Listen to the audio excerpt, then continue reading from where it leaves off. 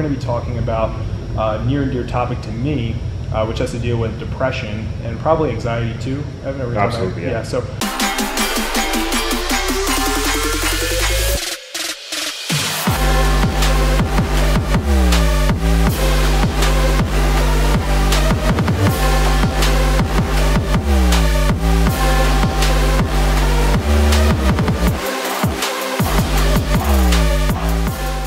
My name is Evan Transue, aka Health Coach Ev. I am a functional diagnostic nutrition practitioner, a health coach with the Institute for Integrative Nutrition, a general nerd with this stuff, and I'm also going back to school this year, either towards the end or the very beginning of 2019, to study immunology, because I believe all of that relates to the stuff that we're talking about here.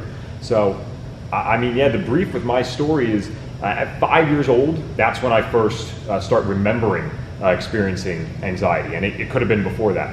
And when I say anxiety, I am referring mostly to like panic attacks, like the severe stuff, the stuff that makes you go to the hospital or your parents take you to the doctor like instantly. They're really scary for those who haven't had it. Basically what it's like is you get this overwhelming feeling that you gotta get up and go, you gotta leave, you're gonna die. It's like imminent doom. It's actually one of the symptoms if you look it up.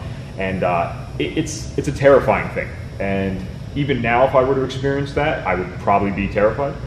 When you're 5 years old and you don't have the emotional intelligence to understand what's going on, it's one of the worst things in the world. So depression didn't really kick in until age 14 or 15, and that lasted all the way up until about 18. And I got lucky with certain stuff because I got very lucky to be around some great people, and they kind of encouraged me to take responsibility for everything in my life, even though certain things weren't my fault.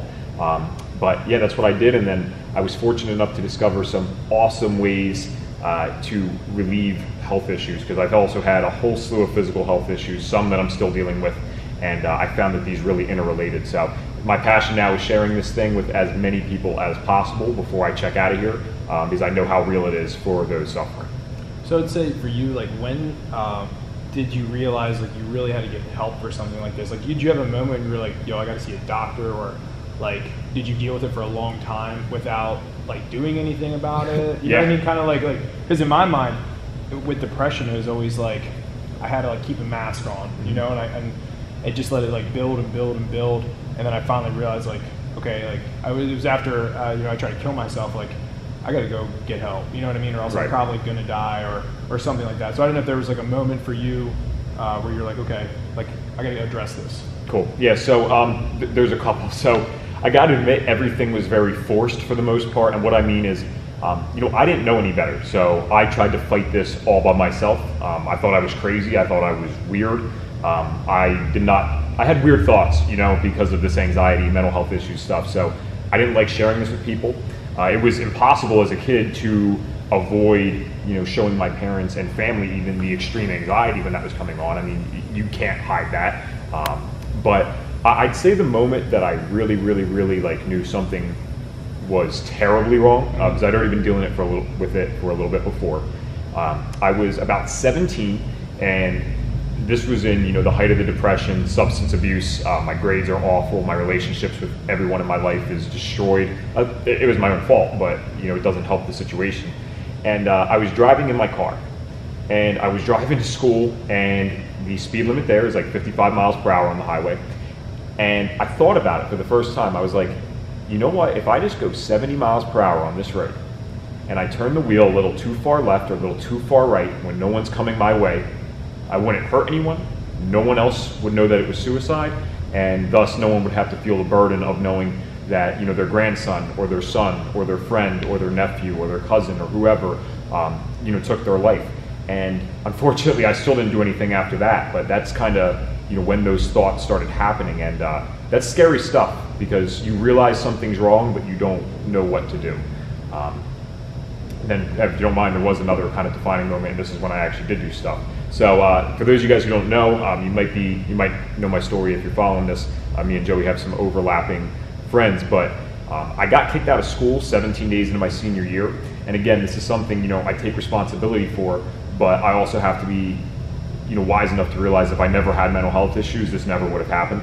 And I ended up going to juvenile detention facility. So I was arrested, kicked out of school, and on house arrest for my 18th birthday, pretty much all in the same 2-week span. So that'll knock you down pretty hard.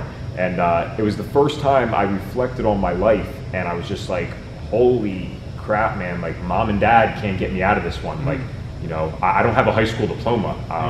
I'm in juvie. Like, it was really scary. And you know, I just continued doing drugs on probation while getting tested for another 3 months. And then it was New Year's Eve of 2013. A funny story, but true story, because of all the things that you think would motivate you, this was it.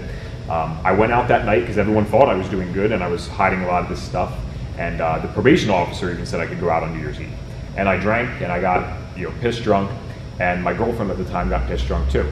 And we went home, and you know, I got mad at her for getting too drunk and having my parents know, even though I was sitting there on probation, freshly kicked out of school and drunk. And you know, I screamed at her. I screamed at her at the top of my lungs, and she cried. And I've never made a girl cry before, definitely not in person, you know. And that was kind of it. I'm like, holy crap! Like, it was this huge revelation of this is having a real effect on the people around me. Like, I don't know what I'm going to do, but the drugs need to stop first, and then we'll deal with the mental health stuff eventually. So that was actually kind of the beginning of all the positive stuff. It really was like a defining moment. So right on, man.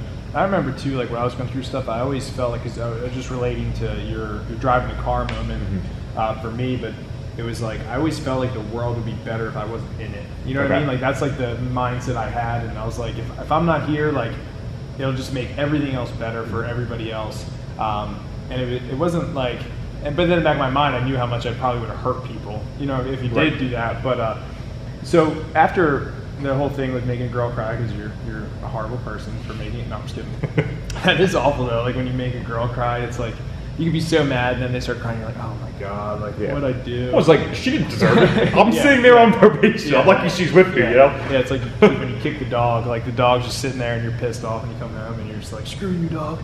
And the dog's like, what did I do? Yeah, you know? right.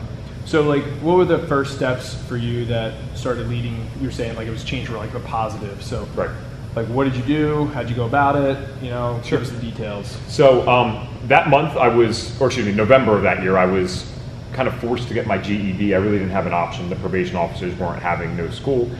So I was in community college afterwards, post GED. And I was like, you know what, the first thing I'm going to do is just, I want more. Like that's going to be the focus, is I just, you know, every day is not going to be great, but I'm going to do a little more each day. So I started taking the grades seriously again. I was always kind of a nerdy dude, so that was nice. And I said, you know what, I'm not going to keep messing around on probation. We're done with the drugs. We are just going to get stuff done. And sure enough, during that time, actually while on probation, I got lucky enough to get invited to one of those network marketing meetings that Joey was talking about.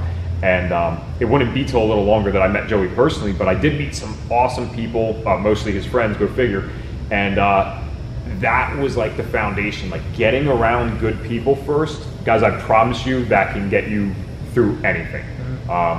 If I actually don't know what would have happened if it wasn't for those guys. They changed everything for me, including my mindset on finances, on who I could be. And I never would have thought I could have, you know, self-treated, if you will, anxiety and depression without those people. So yeah, no, I definitely agree. I put a post up the other day. I was having a really rough day, and I get like really bad situational depression. Like it'll just come on hardcore, and I'll just feel like everything's just going downhill. And I put on my Instagram, like, if it wasn't for lifting weights and good people in my life, I probably would have either been a drug addict, an alcoholic, or I honestly would have been dead. And I was just reflecting on that, because like in the work, I was such a bad mindset, and I came in and, you know, I forced myself to train, and I was just like, in here, there's just so many awesome people, you know, that like keep me on the right track. But it's just kind of funny. Like we talked about this before you even get on. We're like, yo, like we think so alike, but we're like so different. So it's always cool to, you know, hear when you say something, I'm like, oh my god, I click so well with that. But yeah, so the network marketing. So let's talk about like some of the things through that, or like the people, you know, that you met, kind of what just kept that onward and upward slope with everything. Sure. So the first thing, and this is really what triggered the passion for holistic health, because this was phenomenal, it was so cool.